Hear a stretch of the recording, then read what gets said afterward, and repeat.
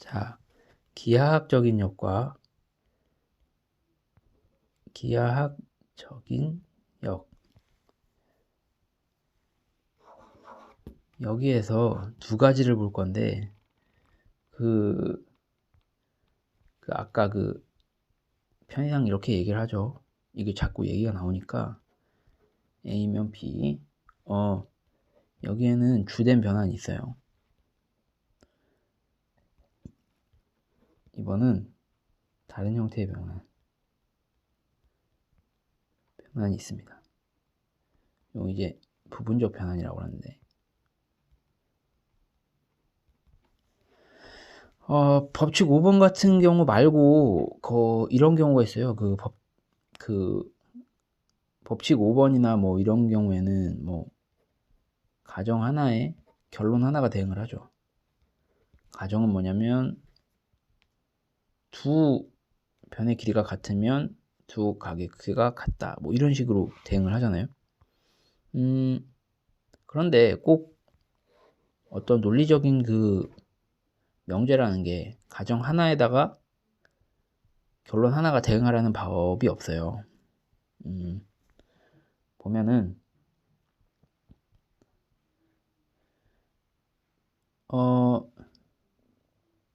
이런 경우도 있거든요.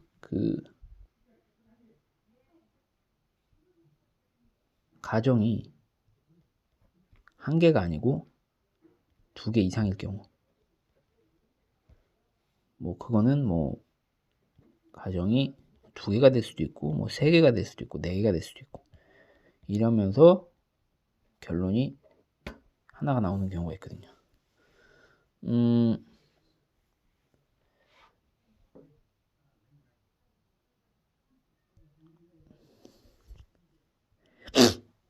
이 주된 변환 같은 경우에는 가정하고 결론을 그냥 완전히 맞바꾸는 그런 변환이거든요.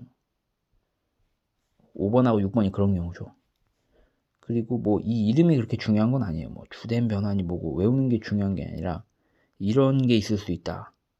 이런 조합이 있을 수 있다라는 게 중요하죠. 그 다음에 이 부분적 변환 같은 경우는 어떻게 되냐면 가정이 여러 개 있을 때 이 결론하고 가정을 바꾸는 데 있어서 요거를 여기 넣고 얘를 빼서 결론으로 듣는 거예요. 이 결론으로 나온 거를 여기에 예를 들면 얘 하나를 빼고 이 가정을 이렇게 결론으로 넣는 거죠. 그러니까 좀 더 이렇게 보기 좋게 이렇게 필기를 하면 뭐 가정이 예를 들어서 네 가지가 있다. A가 어쩌고 B가 어쩌고 C가 어쩌고 뭐 D가 어쩌고 이렇게 있다. 여기로부터 결론이 나옵니다. 결론이 뭐 2라는 결론이 나온다. 그러면 이거를 어떻게 바꿀 수 있겠죠? 어떻게 바꿀 수 있겠어요? 이거를 네 가지 경우가 있겠죠. 네 가지 경우. 2를 A하고도 바꿀 수 있고 B하고도 바꿀 수 있고 C하고도 바꿀 수 있고 D하고도 경우의 수에 따라서 이거는 비단 수학에서만 나오는 게 아닐 거예요. 우리가 그냥 일반적인 뭐 설명문이나 이런 걸 설명문이나 뭐 논설문 같은 거 혹은 보고서 같은 거 볼 때도 보면은 보고서에 뭐 결론을 내다든가 뭐 회사에서 그럴 때 보면 하나 둘 셋 넷 뭐 여러 가지 이러이러한 뭐 실험이라든지 뭐 이러이러한 뭐 사실로 미루어 보아 뭐 이런 결론을 낸다 뭐 이런 얘기 하잖아요. 그러니까 이런 걸 연습을 하면 어차피 뭐 수학에서 이런 법칙에 나오는 게 다 그런 거에 어떤 뭐랄까 요약판이에요. 요약판이니까 자꾸 연습하면 되게 그런 보고서 볼 때도 도움이 된다는 게 그런 얘기거든요. 법조문 같은 것도 보면은 형법에 뭐 나와 있고 얘는 뭐 민법에 나와 있고 뭐 이거는 뭐 옛날 판례가 어쩌고 어쩌고 하다 보니 귀하에 대한 판결을 이러이러한 식으로 내겠다. 다 똑같은 겁니다. 이거하고. 논리적으로 봤을 때는 다 똑같은 거예요.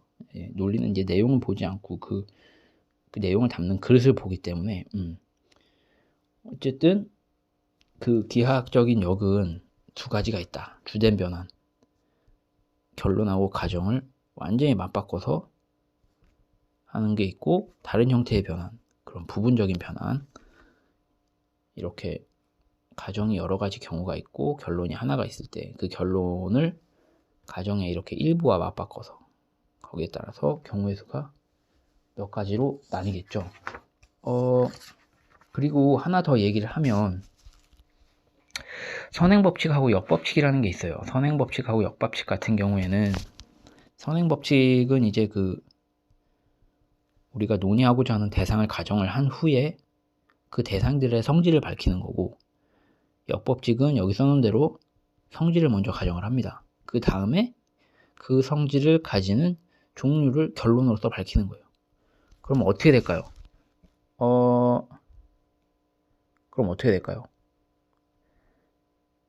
법칙 5번이 여기에 해당되겠죠. 법칙 5번이 선행법칙에 해당되겠죠. 그럼 역법칙은 어디에 해당될까요? 법칙 6번이죠. 이 이름은 뭐 그렇게 중요하지 않습니다. 뭐 이런 논리적인 관계에 대해서 이런 게 있구나라는 거를 알고 뭐 다른 책을 보거나 뭐 회사에서 뭐 보고서를 보거나 이럴 때 뭐 자기가 알면 되는 거예요. 그걸 캐치를 그때그때 해내면 돼요. 얘는 종류에서 이러이러한 성질을 밝혔구나. 얘는 이러이러한 성질에서 이런 종류를 이렇게 밝혔구나. 그럼 한번 볼게요. 법칙 5번. 대상의 종류를 먼저 가정하죠. 이등변 삼각형들. 변의 길이가 같은 그런 삼각형들은 두 개의 각이 같더라. 대상의 종류. 기하학원론 그 정의 앞부분에 보면 나오잖아요. 이렇게 20번에 나오잖아요. 두 변이 뭐 서로 같은 삼각형을 이등변 삼각형이라도 부른다. 20번을 보면 삼각형을 이렇게 변의 길이에 따라서 종류별로 딱딱딱 나눈 거잖아요. 그럼 이 세 가지 종류 중에 이등변 삼각형이라는 종류를 먼저 그런 삼각형으로 제한을 하고, 논의의 대상을 그런 삼각형으로 제한을 하고, 그런 삼각형으로 가정을 하고, 그랬을 때 그 두 밑각이 같다라는 성질을 밝힌 거잖아요. 그렇죠. 그런 다음에 역법칙은 뭐냐? 성질을 먼저 택하는 거죠. 성질을 먼저 캐치를 해서 두 각이 같다고 했을 때 그거는 이등변 삼각형이라고 종류를 밝힌 거죠. 이렇게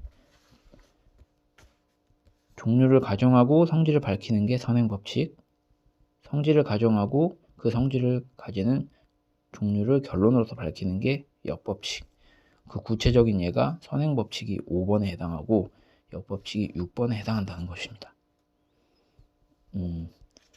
이렇게 해서 6번하고 법칙 5번하고 6번을 끝낼게요. 법칙 5번하고 6번이 좀 많죠. 아니요.